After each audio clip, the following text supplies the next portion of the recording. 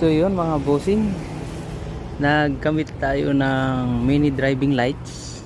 Yan. Yan yung mini driving lights, yung may fan. Diyan na natin kinabit sa gilid. Ito. Yan. Fuse natin 5 ampere.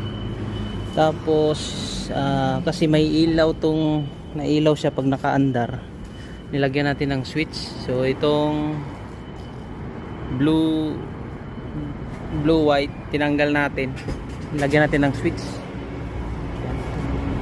Ito yung switch ng headlight kasi wala siyang switch. Kasi ito naman yung mini driving. So yan yung motor ni Bossing. Yan si boss, kakabit naman kami ng sticker sa kanyang signal light. So tapos na to, babalik na lang, lalagay na sticker.